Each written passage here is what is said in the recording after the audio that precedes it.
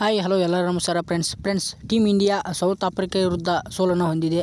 ಅದಕ್ಕೆ ಕಾರಣಗಳು ಏನೇನಂತ ತಿಳ್ಕೊಂಬರೋಣ, ಮತ್ತು ಯಾವ್ಯಾವ ಪ್ಲೇಯರು ಯಾವ ಥರ ಆಟ ಆಡಿದ್ದಾರೆ ಅಂತ ತಿಳ್ಕೊಂಬರೋಣ. ಅದಕ್ಕೆ ಮುಂಚೆ ಏನಾರ ನಮ್ಮ ಚಾನಲ್ಗೆ ಏನಾದ್ರು ಹೊಸರಾಗಿದ್ದರೆ ನಾವು ಚಾನಲ್ಗೆ ಸಬ್ಸ್ಕ್ರೈಬ್ ಮಾಡಿ. ನಾನು ಯಾವುದೇ ವೀಡಿಯೋಸ್ ಹಾಕೋದ್ರಿಂದ ನಿಮ್ಮ ಬಳಿ ನೋಡ್ಸ್ಕೊಂಬರುತ್ತೆ.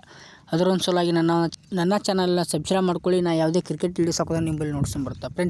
ಸೌತ್ ಆಫ್ರಿಕಾ ವಿರುದ್ಧ ಸೌತ್ ಆಫ್ರಿಕಾ ವಿರುದ್ಧ ನಮ್ಮ ಟೀಮ್ ಇಂಡಿಯಾ ಏನಕ್ಕೆ ಯಾವ ಕಾರಣಕ್ಕೆ ಸೋಲನ್ನು ಹೊಂದಿದೆ ಅಂತಂದರೆ ಟಾಸ್ಕು ಫಸ್ಟ್ ಆಗಿದೆ. ಅವ್ರು ಟಾಸ್ಕ್ ಅವ್ರದ್ದಾಗಿದ್ರು. ಹೀಗಾಗಿ ಫಸ್ಟ್ ಟಾಸ್ಕ್ ಏನಾರ ಟೀಮ್ ಇಂಡಿಯಾದಾಗಿದ್ದರೆ ಬಾಲಿಂಗನ್ನು ತೊಗೊಳ್ತಿದ್ರು. ಬಾಲಿಂಗನ್ನು ತೊಗೊಂಡ್ರೆ ಆಟ ಏನಾರ ಗೆಲ್ಬೋದಂತ ಇತ್ತು.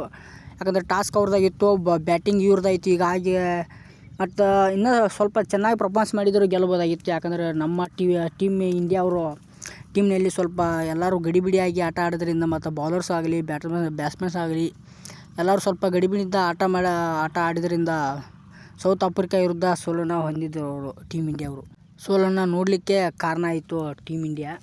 ಹಾಗೆ ಕೂಡ ಸೌತ್ ಆಫ್ರಿಕಾ ಟಾಸ್ಕ್ ಅವ್ರದ್ದಾಗೋದ್ರಿಂದ ಅವ್ರದ್ದು ಬಾಲಿಂಗ್ ತೊಗೊಳೋದ್ರಿಂದ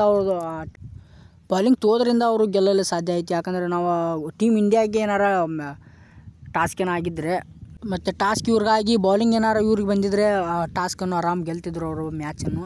ಹೀಗಾಗಿ ಟೀಮ್ ಇಂಡಿಯಾ ಸೌತ್ ಆಫ್ರಿಕಾ ವಿರುದ್ಧ ಸೋಲನ್ನು ಹೊಂದಿದ್ದು ಆಯಿತು. ಯಾಕಂದರೆ ನಮ್ಮ ಟೀಮ್ನಲ್ಲಿ ಸ್ವಲ್ಪ ಎಲ್ಲ ಇಂಡಿಯಾ ಟೀಮ್ನಲ್ಲಿ ಗಡಿಬಿಡಿ ಆಟ ಆಡೋದ್ರಿಂದ ಸ್ವಲ್ಪ ಎಲ್ಲ ಆಯಿತು. ಒಂದಷ್ಟು ಪ್ಲೇಯರ್ಗಳು ಆಟ ಆಡಿದರು, ಆದರೂ ಗಡಿಬಿಡಿ ಮಾಡೋದ್ರಿಂದ ಮ್ಯಾಚನ್ನು ಸೋಲಲು ಕಾರಣ ಆಯಿತು ಸೌತ್ ಆಫ್ರಿಕಾ ವಿರುದ್ಧ. ಇದೇ ಥರನೂ ಮುಂದೆ ನಮ್ಮ ಟೀಮ್ ಇಂಡಿಯಾ ಕಂಟಿನ್ಯೂ ಮಾಡಿದರೆ ಮುಂದಿನ ಮ್ಯಾಚ್ಗಳಲ್ಲಿ ಗೆಲ್ಲಕ್ಕೆ ಸಾಧ್ಯನೇ ಇಲ್ಲ. ಯಾಕಂದರೆ ಸ್ವಲ್ಪ ಅಲರ್ಟಾಗಿ ಆಡಿದ್ರೆ ಏನಾರ ಮುಂದಿನ ಮ್ಯಾಚ್ಗಳೆಲ್ಲ ಆಡ್ಬೋದು. ಈ ಥರ ಎಲ್ಲ ಸಿಲ್ಲಿಯಾಗಿ ಆಟ ಆಡಿದರೆ ಎಲ್ಲ ಗೆಲ್ಲಕ್ಕಾಗಲ್ಲ. ಒಂದಷ್ಟು ಪ್ಲೇಯರು ಸಿಲ್ಲಿಯಾಗಿ ಆಟ ಆಡಿದರು, ಒಂದಷ್ಟು ಪ್ಲೇಯರ್ಗಳು ಸೀರಿಯಸ್ ಆಗಿ ಆಟ ಆಡಿದರು, ಒಂದಷ್ಟು ಪ್ಲೇಯರ್ಗಳು ಕೂಡ ಗಡಿಬಿಡಿಯಾಗಿ ಆಟ ಆಡಿದರು. ಹೀಗಾಗಿ ಸೌತ್ ಆಫ್ರಿಕಾ ವಿರುದ್ಧ ಸೋಲನ್ನು ಹೊಂದಿತ್ತು ಟೀಮ್ ಇಂಡಿಯಾ. ಇದೇ ಥರ ಏನಾದ್ರು ನಿಮ್ಗೆ ಕ್ರಿಕೆಟ್ ಅಪ್ಡೇಟ್ ಬೇಕಾದರೆ ನನ್ನ ಸಬ್ಸ್ಕ್ರೈಬ್ ಮಾಡ್ಕೊಳ್ಳಿ. ಇದೇ ಥರ ಅಪ್ಡೇಟನ್ನು ಹಾಕ್ತಾ ಇರ್ತೀನಿ. Thank you all friends. ಹೀಗೆ ಕೂಡ ಸಪೋರ್ಟ್ ಮಾಡಿ.